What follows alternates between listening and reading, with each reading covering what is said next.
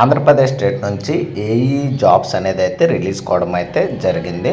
So ఈ యొక్క job సంబంధించి టెలికామ్ అండ్ ఎలక్ట్రానిక్స్ వాళ్ళకు వచ్చేసరికి బేసిక్ లెవెల్లో ఎక్స్పెక్టెడ్ క్వశ్చన్ అండ్ ఆన్సర్స్ అనేది అయితే చూద్దాము. సో టోటల్గా ఎగ్జామ్ వచ్చేసరికి 100 మార్క్స్కి అయితే ఎగ్జామ్ అయితే కండక్ట్ చేయడం జరుగుతుంది. సో కోర్ సబ్జెక్ట్ నుంచి వచ్చేసరికి మనకైతే 70 మార్కులకైతే ఎగ్జామ్ అయితే కండక్ట్ చేయడం జరుగుతుంది. సో ఈ యొక్క ఎగ్జామినేషన్లో వచ్చేసరికి ఎటువంటి నెగిటివ్ మార్కింగ్ అనేది అయితే లేవండి. ఈ యొక్క ఎక్స్పెక్టెడ్ క్వశ్చన్ అండ్ ఆన్సర్స్లో ఫస్ట్ క్వశ్చన్ వచ్చేసరికి ఒక క్లోజ్డ్ లూప్లోని అన్ని వోల్టేజ్ల బీజగణిత మొత్తం 0 అని తెలిపే నియమం ఏదనైతే అడుగుతున్నారు. సో ఆన్సర్ వచ్చేసరికి కిర్చాఫ్ వోల్టేజ్ లా అనేది అయితే మన ఆన్సర్ అయితే అవుతుంది. సెకండ్ క్వశ్చన్ వచ్చేసరికి కిర్చాఫ్ కరెంట్ లా ఏ రకమైన నెట్వర్క్లకు వర్తిస్తుంది? సో ఆన్సర్ వచ్చేసరికి లీనియర్ మరియు నాన్ లీనియర్ నెట్వర్క్లు రెండింటికి వర్తిస్తుంది అనేది అయితే మన ఆన్సర్ అయితే అవుతుంది. నెక్స్ట్ మూడో క్వశ్చన్ వచ్చేసరికి ఒక నెట్వర్క్లోని ఎలిమెంట్స్ యొక్క వోల్టేజ్ మరియు కరెంట్ లీనియర్ రిలేషన్షిప్ను కలిగి ఉంటే ఆ ఎలిమెంట్స్ను ఏమంటారని అయితే అడుగుతున్నారు. సో ఆన్సర్ వచ్చేసరికి లీనియర్ ఎలిమెంట్స్ అనేది అయితే మన ఆన్సర్ అయితే అవుతుంది. నెక్స్ట్ నాలుగో క్వశ్చన్ వచ్చేసరికి లీనియర్ నెట్వర్క్ను ఒకే ఒక కరెంట్ సోర్స్ మరియు దానికి సమాంతరంగా ఉండే రెసిస్టెన్స్గా మార్చే థీరం ఏదనైతే అడుగుతున్నారో. సో ఆన్సర్ వచ్చేసరికి నార్టన్స్ థీరం అనేది అయితే మన ఆన్సర్ అయితే అవుతుంది. నెక్స్ట్ ఐదో క్వశ్చన్ వచ్చేసరికి సూపర్ పొజిషన్ థీరం వర్తించాలంటే సర్క్యూట్లో కనీసం ఎన్ని ఇండిపెండెంట్ సోర్సెస్లు ఉండాలని అయితే అడుగుతున్నారు. సో ఆన్సర్ వచ్చేసరికి 2 లేదా అంతకంటే ఎక్కువ ఇండిపెండెంట్ సోర్స్ ఉండాలనేది అయితే మన ఆన్సర్ అయితే అవుతుంది. నెక్స్ట్ ఆరో క్వశ్చన్ వచ్చేసరికి ఏ థీరం కేవలం లీనియర్ బైలాటరల్ నెట్వర్క్లకు మాత్రమే కాకుండా నాన్ లీనియర్ నెట్వర్క్లకు కూడా వర్తిస్తుందని అయితే అడుగుతున్నారు. సో ఆన్సర్ వచ్చేసరికి టెలిజెన్స్ థీరం అనేది అయితే మన ఆన్సర్ అయితే అవుతుంది. నెక్స్ట్ ఏడో క్వశ్చన్ వచ్చేసరికి ఒక ఆర్ఎల్ సిరీస్ సర్క్యూట్ యొక్క టైం కాన్స్టెంట్ ఫార్ములా ఏమిటనైతే అడుగుతున్నారు. సో T=L/R అనేది అయితే మన ఆన్సర్ అయితే అవుతుంది.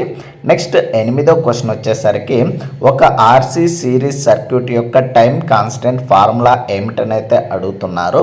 సో ఆన్సర్ వచ్చేసరికి T=RC అనేది అయితే మన ఆన్సర్ అయితే అవుతుంది. నెక్స్ట్ తొమ్మిదో క్వశ్చన్ వచ్చేసరికి సిరీస్ రెజొనెన్స్ సర్క్యూట్లో రెజొనెంట్ ఫ్రీక్వెన్సీ వద్ద ఇంపిడెన్స్ విలువ ఎలా ఉంటుందని అయితే అడుగుతున్నారు. సో ఆన్సర్ వచ్చేసరికి కనీసంగా ఉంటుంది మరియు ఇది ప్యూర్ రెసిస్టివ్గా మారుతుంది అనేది అయితే మన ఆన్సర్ అయితే అవుతుంది. నెక్స్ట్ 10వ క్వశ్చన్ వచ్చేసరికి ప్యారలల్ రెజొనెన్స్ సర్క్యూట్ను ఏమని కూడా పిలుస్తారని అయితే అడుగుతున్నారు. సో ఆన్సర్ వచ్చేసరికి యాంటీ రెజొనెన్స్ సర్క్యూట్ లేదా రిజెక్టర్ సర్క్యూట్ అనేది అయితే మన ఆన్సర్ అయితే అవుతుంది. నెక్స్ట్ 11వ క్వశ్చన్ వచ్చేసరికి 2 పోర్ట్ నెట్వర్క్లో జెడ్ పారామీటర్ను ఏమంటారని అయితే అడుగుతున్నారు. సో ఆన్సర్ వచ్చేసరికి ఓపెన్ సర్క్యూట్ ఇంపిడెన్స్ పారామీటర్స్ అనేది అయితే మన ఆన్సర్ అయితే అవుతుంది. నెక్స్ట్ 12వ క్వశ్చన్ వచ్చేసరికి 2 పోర్ట్ నెట్వర్క్లో వై పారామీటర్స్ను ఏమంటారని అయితే అడుగుతున్నారు. సో ఆన్సర్ వచ్చేసరికి షార్ట్ సర్క్యూట్ అడ్మిటెన్స్ పారామీటర్స్ అనేది అయితే మన ఆన్సర్ అయితే అవుతుంది. సో వీడియోను చాలామంది చూస్తున్నారు కానీ లైక్ చేయట్లేదు. ప్లీజ్ లైక్ అయితే చేయండి. సో మీరు లైక్ చేయడం వల్ల ఏంటంటే ఈ యొక్క వీడియో అనేది అయితే మరికొంతమందికి అయితే రీచ్ అనేది అయితే అవుతుంది. అండ్ ఇలాంటి మరిన్ని వీడియోస్ అండ్ మరిన్ని జాబ్ అప్డేట్స్ అండ్ మెటీరియల్ కోసం అయితే please like, share and subscribe చేసుకోవడం అయితే మర్చిపోద్దండి గైస్. అండ్ నెక్స్ట్ 13వ క్వశ్చన్ వచ్చేసరికి ట్రాన్స్మిషన్ పారామీటర్స్ను ఏ అక్షరాలతో సూచిస్తారని అయితే అడుగుతున్నారు. సో ఆన్సర్ వచ్చేసరికి ABCD పారామీటర్స్ అండి. నెక్స్ట్ 14వ క్వశ్చన్ వచ్చేసరికి ఒక సిగ్నల్ యొక్క ఎనర్జీ మరియు పవర్ రెండు పరిమితంగా ఉండవచ్చని అయితే అడుగుతున్నారు. సో ఆన్సర్ వచ్చేసరికి లేదు, ఒక సిగ్నల్ ఎనర్జీ సిగ్నల్ లేదా పవర్ సిగ్నల్ రెండింటిలో ఏదో ఒకటి మాత్రమే కాగలదు అనేది అయితే మన ఆన్సర్ అయితే అవుతుంది. నెక్స్ట్ 15వ క్వశ్చన్ వచ్చేసరికి కంటిన్యూస్ టైం సిగ్నల్స్ను ఫ్రీక్వెన్సీ డొమైన్లోకి మార్చడానికి దేనిని ఉపయోగిస్తారని అయితే అడుగుతున్నారు. సో ఆన్సర్ వచ్చేసరికి ఫోరియర్ ట్రాన్స్ఫార్మర్ అనేది అయితే మన ఆన్సర్ అయితే అవుతుంది. అండ్ నెక్స్ట్ 16వ క్వశ్చన్ వచ్చేసరికి డిస్క్రీట్ టైం సిగ్నల్స్ యొక్క విశ్లేషణకు ఉపయోగపడే ముఖ్యమైన మ్యాథమెటికల్ టూల్ ఏదనైతే అడుగుతున్నారో సో ఆన్సర్ వచ్చేసరికి జెడ్ ట్రాన్స్ఫార్మ్ అనేది అయితే మన ఆన్సర్ అయితే అవుతుంది. అండ్ నెక్స్ట్ 17వ క్వశ్చన్ వచ్చేసరికి ఒక సిస్టమ్ యొక్క అవుట్పుట్ కేవలం ప్రస్తుత మరియు గత ఇన్పుట్ల పైన మాత్రమే ఆధారపడి ఉంటే ఆ సిస్టమ్ను ఏమంటారని అయితే అడుగుతున్నారు.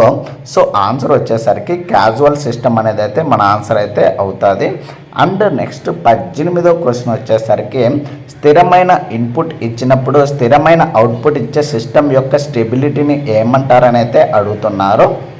సో ఆన్సర్ వచ్చేసరికి బీబో స్టెబిలిటీ అనేది అయితే మన ఆన్సర్ అయితే అవుతుంది.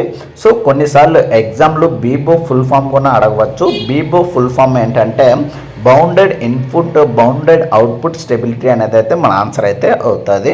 నెక్స్ట్ 19వ క్వశ్చన్ వచ్చేసరికి అబ్సల్యూట్ జీరో ఉష్ణోగ్రత వద్ద ప్యూర్ సెమీ కండక్టర్ ఎలా ప్రవర్తిస్తుందని అయితే అడుగుతున్నారు. సో ఆన్సర్ వచ్చేసరికి పర్ఫెక్ట్ ఇన్సులేటర్గా ప్రవర్తిస్తుంది అనేది అయితే మన ఆన్సర్ అయితే అవుతుంది. నెక్స్ట్ 20వ క్వశ్చన్ వచ్చేసరికి సెమీ కండక్టర్లో డోపింగ్ అనగానేమనైతే అడుగుతున్నారు. సో ఆన్సర్ వచ్చేసరికి కండక్టివిటీని పెంచడం కోసం ప్యూర్ సెమీ కండక్టర్కు తగిన ఇంప్యూరిటీలను నియంత్రిత పద్ధతిలో కలపడం అనేది అయితే మన ఆన్సర్ అయితే అవుతుంది.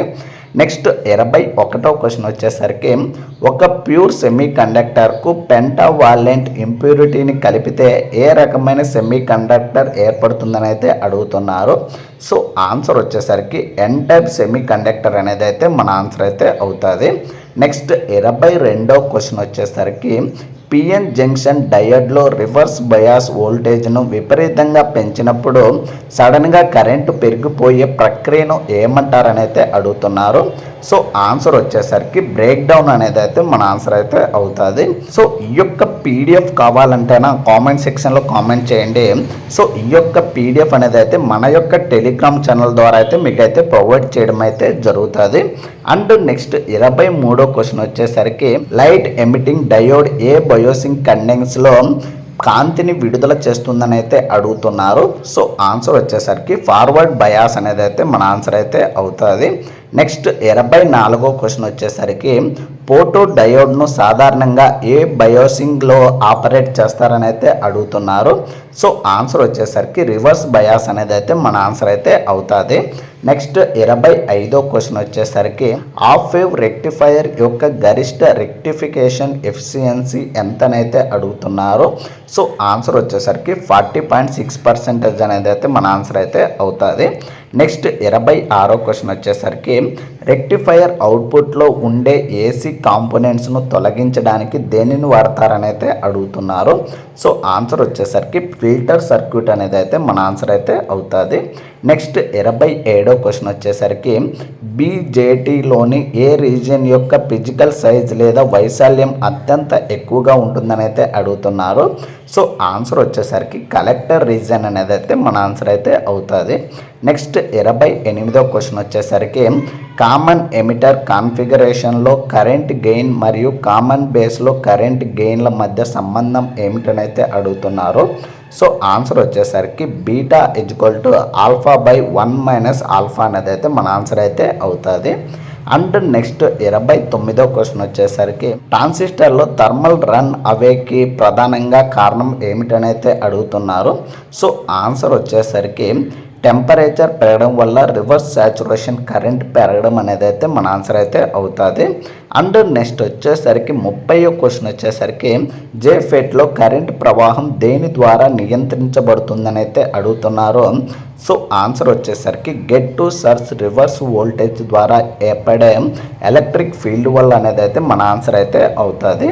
అండ్ నెక్స్ట్ 31వ క్వశ్చన్ వచ్చేసరికి బైనరీ నెంబర్ సిస్టంలో ఉండే అంకెలు ఏవైతే అడుగుతున్నారో సో ఆన్సర్ వచ్చేసరికి 0 మరియు 1 అనేది అయితే మన ఆన్సర్ అయితే అవుతుంది. నెక్స్ట్ 32వ క్వశ్చన్ వచ్చేసరికి డూమార్గన్స్ మొదటి నియమం యొక్క హోల్ బార్ దేనికి సమానం అని అయితే అడుగుతున్నారు.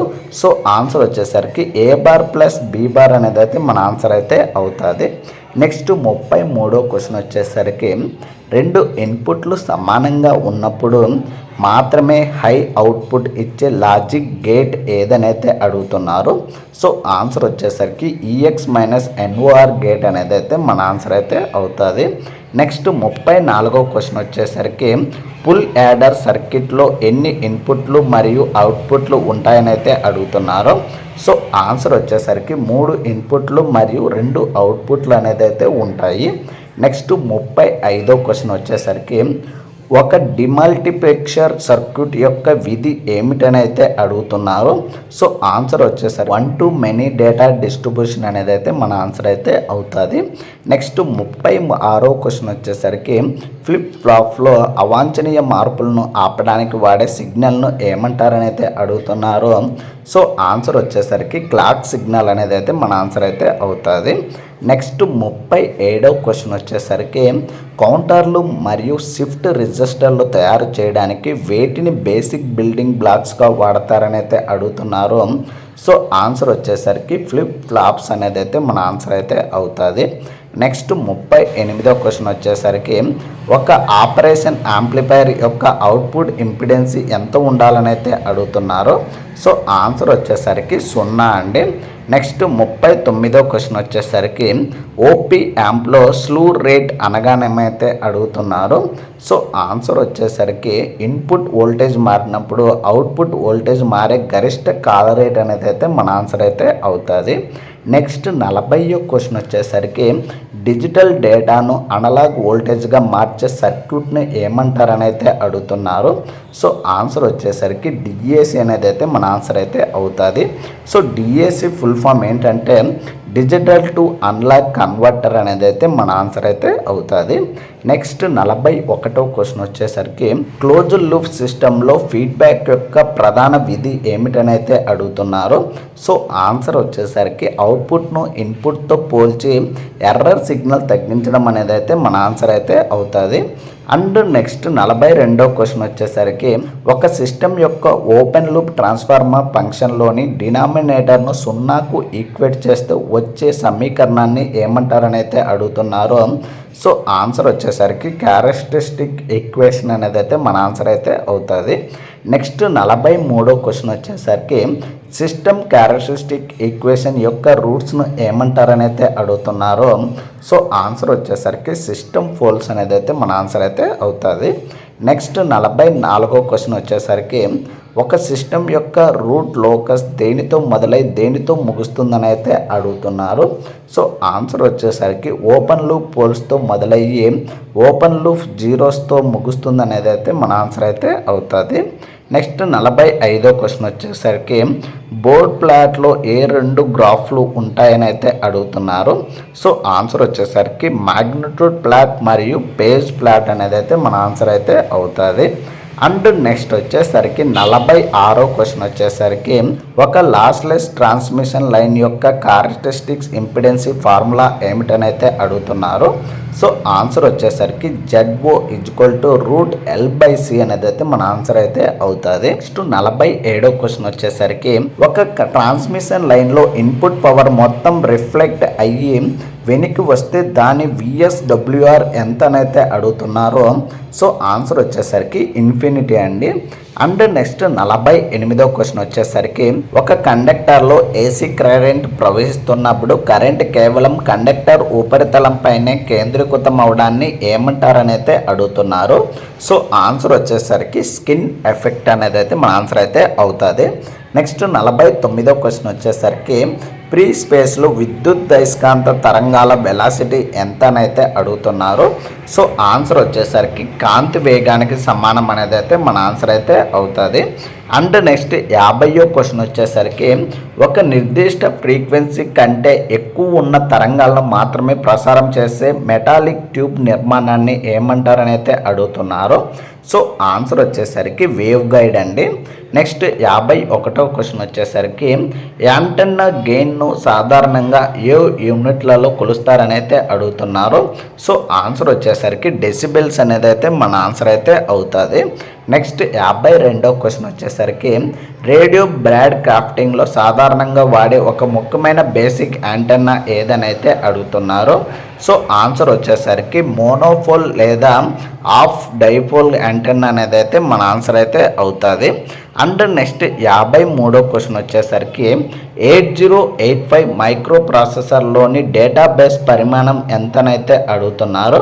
సో ఆన్సర్ వచ్చేసరికి 8 బిట్ అనేది అయితే మన ఆన్సర్ అయితే అవుతుంది. నెక్స్ట్ 54వ క్వశ్చన్ వచ్చేసరికి 8085లోని ఏ రిజిస్టర్ అర్థమెటిక్ మరియు లాజికల్ ఆపరేషన్ల అవుట్పుట్ను తాత్కాలికంగా స్టోర్ చేస్తుందని అయితే అడుగుతున్నారు. సో ఆన్సర్ వచ్చేసరికి అక్యుములేటర్ లేదా ఏ రిజిస్టర్ అనేది అయితే మన ఆన్సర్ అయితే అవుతుంది. నెక్స్ట్ 55వ క్వశ్చన్ వచ్చేసరికి 8085 మైక్రో ప్రాసెసర్ పని చేయడానికి ఎంత వోల్టేజ్ పవర్ సప్లై అవసరం అయితే అడుగుతున్నారు. సో ఆన్సర్ వచ్చేసరికి +5 వోల్ట్స్ DC పవర్ సప్లై అనేది అయితే మన ఆన్సర్ అయితే అవుతుంది. నెక్స్ట్ 56వ క్వశ్చన్ వచ్చేసరికి 8086 మైక్రో ప్రాసెసర్ ఎన్ని బిట్ల అడ్రస్ బస్సును కలిగి ఉంటుందని అయితే అడుగుతున్నారు. సో ఆన్సర్ వచ్చేసరికి 20 బిట్ అడ్రస్ బస్ అనేది అయితే మన ఆన్సర్ అయితే అవుతుంది. నెక్స్ట్ 57వ క్వశ్చన్ వచ్చేసరికి మైక్రో ప్రాసెసర్లో స్టాక్ పాయింట్ యొక్క విధి ఏమిటని అయితే అడుగుతున్నారు. సో ఆన్సర్ వచ్చేసరికి స్టాక్ మెమరీ యొక్క టాప్ అడ్రస్ను కలిగి ఉండటం అనేది అయితే మన ఆన్సర్ అయితే అవుతుంది. నెక్స్ట్ 58వ క్వశ్చన్ వచ్చేసరికి బేస్ బ్యాండ్ సిగ్నల్ను హై ఫ్రీక్వెన్సీ క్యారెక్టరిస్టిక్ సిగ్నల్గా మార్చే ప్రక్రియను ఏమంటారని అయితే అడుగుతున్నారు. సో ఆన్సర్ వచ్చేసరికి మాడ్యులేషన్ అనేది అయితే మన ఆన్సర్ అయితే అవుతుంది. నెక్స్ట్ 59వ క్వశ్చన్ వచ్చేసరికి యాంప్లిట్యూడ్ మాడ్యులేషన్లో పవర్ వేస్టేజ్ని తగ్గించడానికి క్యారియర్ని తొలగించే పద్ధతిని ఏమంటారని అయితే అడుగుతున్నారు. సో ఆన్సర్ వచ్చేసరికి DSB-SC అనేది అయితే మన ఆన్సర్ అయితే అవుతుంది. నెక్స్ట్ 60వ క్వశ్చన్ వచ్చేసరికి FMలో మాడ్యులేషన్ ఇండెక్స్ విలువ 1 కంటే చాలా తక్కువగా ఉంటే ఆ సిగ్నల్ను ఏమంటారని అయితే అడుగుతున్నారు. సో ఆన్సర్ వచ్చేసరికి నారో బ్యాండ్ FM అనేది అయితే మన ఆన్సర్ అయితే అవుతుంది. నెక్స్ట్ 61వ క్వశ్చన్ వచ్చేసరికి FM రిసీవర్లలో నాయిస్ ప్రభావాన్ని తగ్గించడానికి డీఎంఫసిస్ నెట్వర్క్ను ఎక్కడ ఏర్పాటు చేస్తారని అయితే అడుగుతున్నారు. సో ఆన్సర్ వచ్చేసరికి డిమాడ్యులేటర్ తర్వాత అనేది అయితే మన ఆన్సర్ అయితే అవుతుంది. అండ్ నెక్స్ట్ 62వ క్వశ్చన్ వచ్చేసరికి అన్లాక్ సిగ్నల్లోని గరిష్ట ఫ్రీక్వెన్సీ 4 kHz అయితే శాంప్లింగ్ థీరం ప్రకారం దాని కనీస శాంప్లింగ్ రేట్ ఎంత ఉండాలని అయితే అడుగుతున్నారు. సో ఆన్సర్ వచ్చేసరికి 8 kHz అనేది అయితే మన ఆన్సర్ అయితే అవుతుంది. నెక్స్ట్ 63వ క్వశ్చన్ వచ్చేసరికి డిజిటల్ కమ్యూనికేషన్లో ఐ డయాగ్రామ్ను దేనికోసం ఉపయోగిస్తారని అయితే అడుగుతున్నారు. సో ఆన్సర్ వచ్చేసరికి ఇంటర్ సింబల్ ఇంటర్ఫరెన్సీ మరియు నాయిస్ మార్జిన్ను విశ్లేషించడానికి అనేది అయితే మన ఆన్సర్ అయితే అవుతుంది. నెక్స్ట్ 64వ క్వశ్చన్ వచ్చేసరికి బైనరీ డేటా ట్రాన్స్మిషన్లో బ్యాండ్ విడ్త్ వినియోగాన్ని ఆప్టిమైజ్ చేసే బేసిక్ డిజిటల్ మాడ్యులేషన్ పద్ధతులు ఏవైతే అడుగుతున్నారో. సో ఆన్సర్ వచ్చేసరికి ASK, FSK, PSK మరియు QAM అనేది అయితే మన ఆన్సర్ అయితే అవుతుంది. నెక్స్ట్ 65వ క్వశ్చన్ వచ్చేసరికి ఆప్టికల్ ఫైబర్లో కోర్ మరియు క్లాడింగ్ల యొక్క రిఫ్రాక్టివ్ ఇండెక్స్లలో ఏది ఎక్కువగా ఉండాలని అయితే అడుగుతున్నారు. సో ఆన్సర్ వచ్చేసరికి కోర్ యొక్క రిఫ్రాక్టివ్ ఇండెక్స్ క్లాడింగ్ కంటే ఎక్కువగా ఉండాలనేది అయితే మన ఆన్సర్ అయితే అవుతుంది. నెక్స్ట్ 66వ క్వశ్చన్ వచ్చేసరికి ఆప్టికల్ ఫైబర్లో సిగ్నల్ బలం తగ్గిపోవడాన్ని ఏమంటారని అయితే అడుగుతున్నారు. సో ఆన్సర్ వచ్చేసరికి అటెన్యుయేషన్ అనేది అయితే మన ఆన్సర్ అయితే అవుతుంది. నెక్స్ట్ 67వ క్వశ్చన్ వచ్చేసరికి శాటిలైట్ కమ్యూనికేషన్లో ట్రాన్స్పాండర్ యొక్క విధి ఏమిటని అయితే అడుగుతున్నారు. సో ఆన్సర్ వచ్చేసరికి ఆఫ్లింక్ సిగ్నల్ను స్వీకరించి దాని ఫ్రీక్వెన్సీని మార్చి యాంప్లిఫై చేసి డౌన్ లింక్ ద్వారా తిరిగి భూమికి పంపడం అనేది అయితే మన ఆన్సర్ అయితే అవుతుంది. నెక్స్ట్ 68వ క్వశ్చన్ వచ్చేసరికి సెల్యులార్ మొబైల్ సిస్టంలో ఒకే ఫ్రీక్వెన్సీని వేర్వేరు దూర ప్రాంతాల్లో మళ్ళీ ఉపయోగించడాన్ని ఏమంటారని అయితే అడుగుతున్నారు. సో ఆన్సర్ వచ్చేసరికి ఫ్రీక్వెన్సీ రీయూజ్ అనేది అయితే మన ఆన్సర్ అయితే అవుతుంది. అండ్ నెక్స్ట్ 69వ క్వశ్చన్ వచ్చేసరికి ఒక మొబైల్ యూజర్ ఒక బేస్ స్టేషన్ పరిధి నుండి మరొక బేస్ స్టేషన్ పరిధిలోకి మారినప్పుడు కాల్ కట్ అవ్వకుండా కనెక్టివిటీ మారే పక్కన ఏమంటారని అయితే అడుగుతున్నారు. సో ఆన్సర్ వచ్చేసరికి హ్యాండ్ ఓవర్ లేదా హ్యాండ్ ఆఫ్ అనేది అయితే మన ఆన్సర్ అయితే అవుతుంది. అండ్ నెక్స్ట్ 70వ క్వశ్చన్ వచ్చేసరికి గ్లోబల్ పొజిషనింగ్ సిస్టమ్ కనీసం ఎన్ని శాటిలైట్ సాయంతో భూమిపై ఒక వస్తువు యొక్క త్రిమితీయ స్థానాన్ని గుర్తిస్తుందని అయితే అడుగుతున్నారు. సో ఈ యొక్క క్వశ్చన్కు ఆన్సర్ ఏంటనేది అయితే కామెంట్ సెక్షన్లో కామెంట్ చేయండి. సో ఎంతమంది కరెక్ట్గా చెప్తారనేది అయితే చూద్దాము. సో ఇది ఎక్స్పెక్టెడ్ క్వశ్చన్ అండ్ ఆన్సర్స్లో టెలికామ్ అండ్ ఎలక్ట్రానిక్స్ వాళ్ళకి సంబంధించి బేసిక్ లెవెల్లో ఫుల్ డీటెయిల్స్ అయితే. సో వీడియోను ఇంకా ఎవరైనా కానీ లైక్ చేయనట్లయితే ప్లీజ్ లైక్ అయితే చేయండి. అండ్ ఇలాంటి మరిన్ని వీడియోస్ అండ్ మరిన్ని జాబ్ అప్డేట్స్ కోసం అయితే please like, share and subscribe చేసుకోవడం అయితే మర్చిపోద్దండి guys. Thank you for watching.